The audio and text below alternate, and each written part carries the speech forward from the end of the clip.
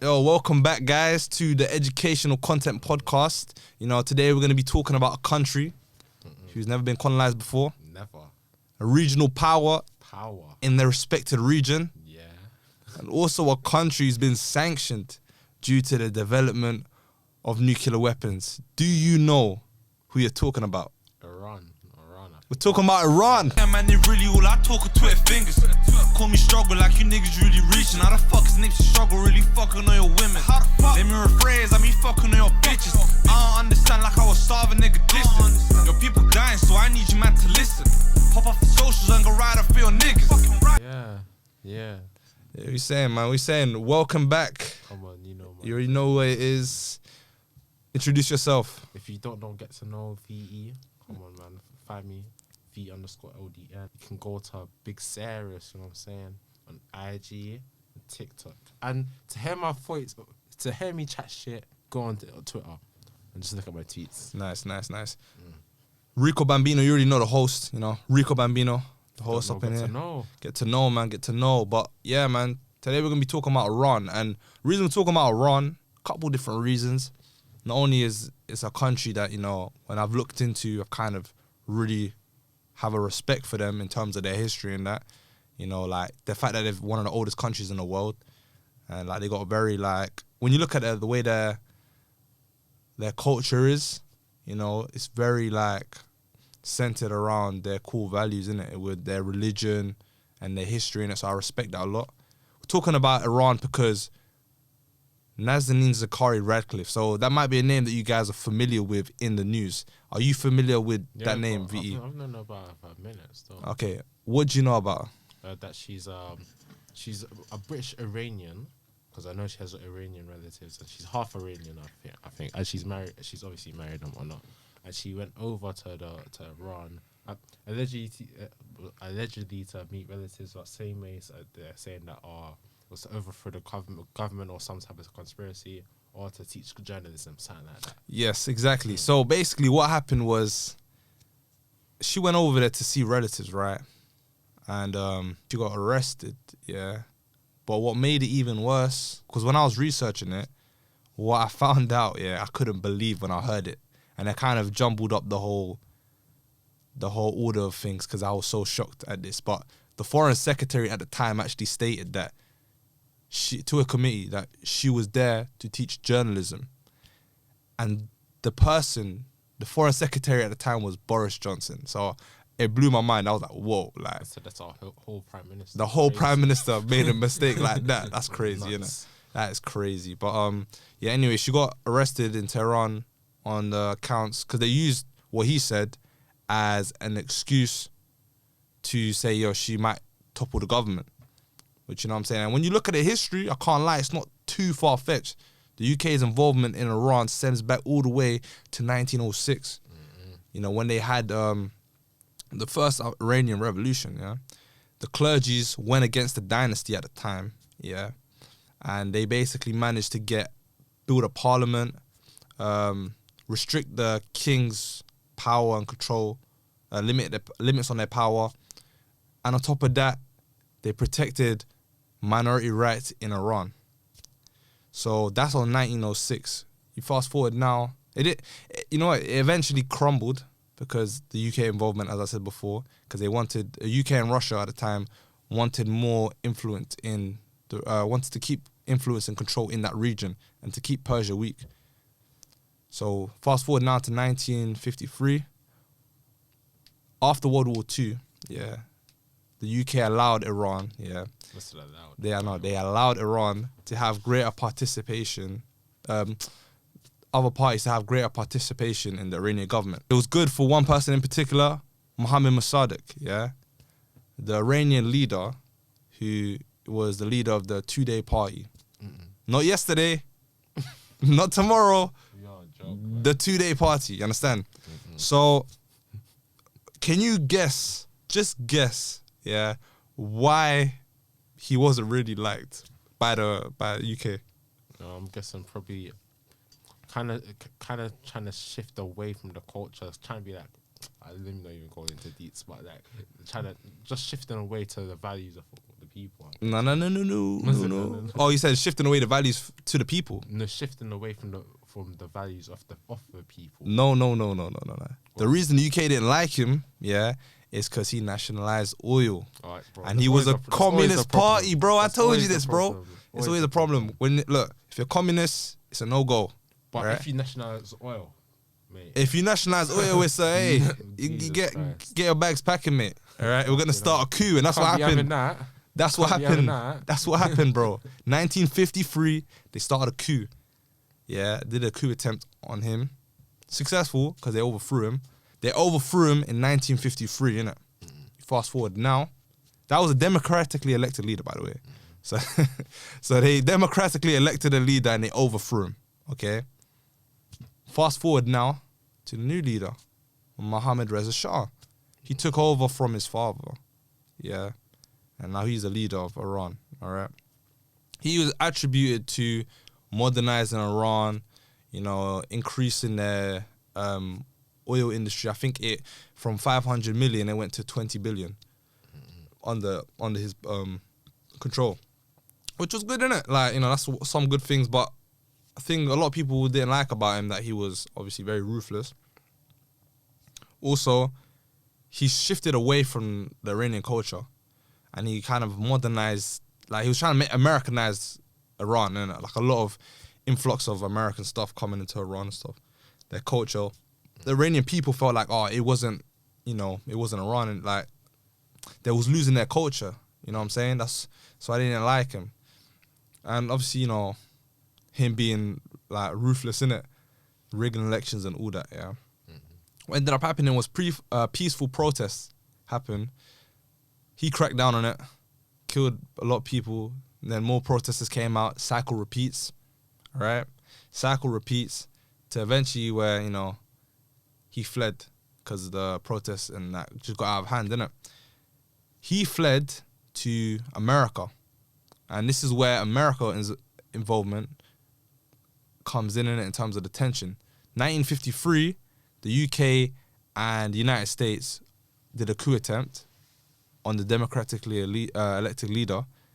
1979, they harboring the leader that they don't like in their country. So the tensions now is out of hand and it gets bad. The UK have been involved in Iran politics all the way from 1906, 1979 to present day. This is where the tension between the West comes in. This is why when you see videos of them saying death to America, when they keep saying that, the reason that they're saying that is because obviously they've been hindered by the West, innit? Now, back to Nazanin Zaghari-Ratcliffe, yeah, using that as a bargaining chip, yeah. So what had happened during the time that she'd been arrested? So from what I know, I'm not quite sure of what happened. I know she was imprisoned there, and if I'm correct, she either had a daughter or she was pregnant during that time. So I think her child was able to go back, and then obviously as we see it now, Ukraine and Russia doing their thing, and now it's so now because partially for oil and partially to stop around the side and with Russia, they said that, you know what I mean, they kind of going in there and just paid off what they had to pay off. Yeah, no, 100%. She was obviously put in prison because on the fact that she was allegedly trying to topple the government, innit? It stems further, innit? From after that revolution that happened in 1979, yeah, the UK didn't pay back Iran the part of the £393 million that they spent on 1,750 tanks from the UK. And that order was issued in 1975. See, what happened was... See, what had happened at first was... Obviously, because of the revolution, the UK said, no, we're not gonna give these guys the tanks because we don't agree with their government, which is understandable. All right, fair enough. But you give back the money at least, you know what I'm saying? Because it wasn't like it was just like a random country coming in. It's like the revolution of the people. The people revolted and they said, no, you know what I'm saying? But they held back the money. They refused to pay it. Obviously, tensions have been there for continuing in it, so they wasn't really on good terms. That's why one of the reasons why like they used her as like a bargaining chip. Another reason they used her is because back in 2018, yeah, under the Trump administration, they pulled out of the nuclear deal. So what the nuclear deal was, break down the rules of the nuclear deal, innit? The agreement, yeah. The agreement is, Iran, you don't produce any nuclear weapons. In exchange, we're going to lift harsh sanctions on you, innit? Harsh economic sanctions. That was a deal. America withdrawing from that basically said, yeah, we're going to sanction you now, innit? So in retaliation, Iran continued vamping up their military, their nuclear programs, innit? So that's made it even harder for her to come out now, because they're not on good terms now. Like now it's a nuclear threat. The reason she came out though is because this whole Russia-Ukraine war. She came. Do you know why? Not partially. I'll say partially due to oil. Partially. Yeah. That's where it's that. I think because obviously there's very few countries have sided with Russia. I don't think it's some of it that's by choice. Some of that's not by choice, but it's like they don't want Iran to side because they're one of the few countries that can and will side with Russia in this whole thing. Yeah, literally, man. It's the oil. Like not only just the oil. Let me digress. Due to the sanctions placed upon Russia, yeah, Russia retaliated by saying we're restricting oil supply to certain countries, innit? So now they need a way to kind of refill the lost oil. So obviously they went to Venezuela, tried to make a deal with them. I made a whole episode on the podcast about that, so go check that out. But they went to Iran with this deal to try and say, yo, we want to kind of take the kind of, what's the word I'm looking for? Like lessen the economic burden on us, innit? And we need oil, so can you help us? Yeah. On top of that, yeah, they don't want Iran to go with Russia, because that's going to be a long day for them. So they're trying to say, listen, yeah, we're going to help you out if you help us out, innit? You don't go with Russia and we're going to lift off all these sanctions. We'll pay back all the money we owe you. You know what I'm saying? That's crazy, innit? Yeah, it's nuts.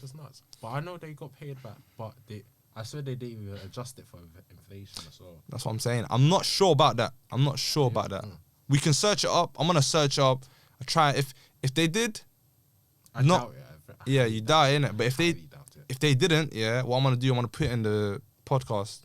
I'm going to put it up here. Going to put it down. You're going to see the clip, or you can see the screenshot. If it's true, if they've adjusted it for inflation. But if not... They didn't adjust it. They didn't adjust it. You sure, yeah? I'm sure. But you'll post it and we'll see, innit? So yeah, that's what I'm saying, fam. That's the vibe. That's the vibe, innit?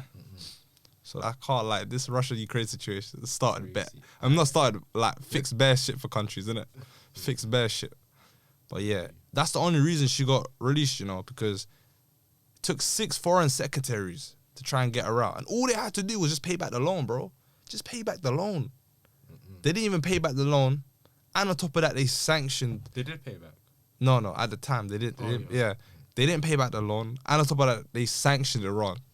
Right. They sanctioned Iran and said, yo. So imagine they should have even paid back more money in theory, because you've basically hindered their economy as well, innit? It's jarring, innit? It's jarring. But now they've got their money back. I think their oil sanctions have been lifted, innit? So now they're able to freely, be more free in trading their oil, innit? So I think I don't know if it's back on the global market just yet, but they were saying it's going to come back to the global market. Meaning they're going to make a lot of money now, innit? 100%. Do you know what's crazy as well? When America withdrew from the agreement, so when they signed the agreement back in 2015, yeah, was it? I think they signed it, 2015, yeah. Iran's economy kind of went up, you know what I'm saying? Because they said, yo, we're not going to make nuclear weapons anymore. In response, they lifted the sanctions off them, meaning they're allowed to sell their oil, because they're the third largest third largest oil reserves in the whole world, behind Venezuela and Saudi Arabia. making money, and they got natural gas and bare stuff in it, bare resources in it. So they're making money now, innit? Like the economy's booming, innit? 2018 comes, they withdraw, sanctions hit, they build up the nuclear defense. Because again, like what the hell? Like we had a deal, you pulled away, innit? But yeah, that 2018 Trump pulling is very important because it actually shows, that sanctions have how much of an effect sanctions has on our country. Because when you look at the way the economy dropped as soon as 2018 came through, it's crazy, man. Yeah, no, man. Funny thing is, you know what's crazy about Iran? They're not a global power, but they're a regional power, innit? Yeah, I would say like a decent amount of countries don't want to test them still. No, but do you know how, like... No, she said, I do know there's a lot of US missile bases surrounding the country. Yeah, kind of. I mean... I think mostly there's a lot. Do you know, like, you know how they have, like, I think Turkmenistan, Pakistan, they have Turkey, they have... Who else do they have? I think they have a lot of people bordering them, innit? But you know why Iran's... Not only do they have a large army, they're able to manufacture their own weapons as well. Well, a lot of countries don't have the capabilities to kind of facilitate that, innit?